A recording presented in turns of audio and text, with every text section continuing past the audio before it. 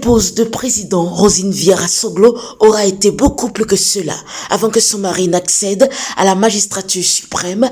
Pendant son mandat et longtemps après la fin de celui-ci, elle a plusieurs décennies durant été l'une des voix les plus fortes de la scène politique béninoise.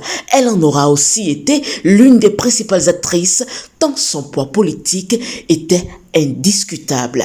Quand Nicéphore Soglo est élu président en 1991, son épouse, alors âgée de 58 ans, n'a aucun passé militant. Mais au cours de la campagne présidentielle, l'état de santé fragile de son mari la pousse à monter en première ligne. Son mari élu, elle prendra une place importante et ne se cantonnera pas au seul rôle de représentation traditionnellement dévolue aux premières dames. Sur le plan international, d'abord, où elle accompagne le président dans tous ses voyages officiels, sur le plan de la politique intérieure aussi, où elle se forge une image de stratège politique de haut vol.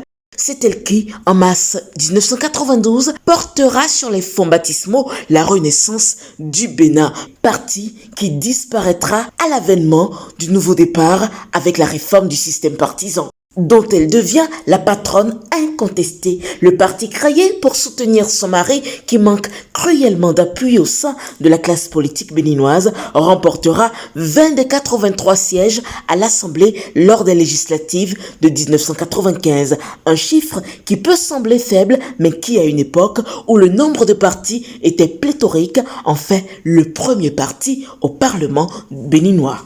Élu alors en 1995 à l'occasion de la deuxième législature du renouveau démocratique avec 20 sièges pour la renaissance du Bénin contre 19 pour le PRD, ce premier succès de son parti, la RB, suivi en 99 d'un autre plus fracassant avec 27 sièges, ne lui aura pas conféré pour autant le perchoir qui fut concédé à Bruno Amoussou du PSD dans le cadre d'une alliance parlementaire paradoxale. RB-NCC, PST-UDS et que sais-je, pour isoler le PRD de Maître Adrien Rombedi et le phare à la FIA, alors même qu'au plan de l'action gouvernementale, ses alliés parlementaires s'opposaient vigoureusement au président Nicéphore Soglo. Sans avoir pu être explicitement le chef de file de l'opposition en raison d'un statut peu favorable à cela, à l'action des gouvernements du président Kérékou de 1996 à 2006, Rosine Soglo n'en incarna pas moins l'esprit à travers le peu de concessions de ses positions sur nombre de dossiers gouvernementaux.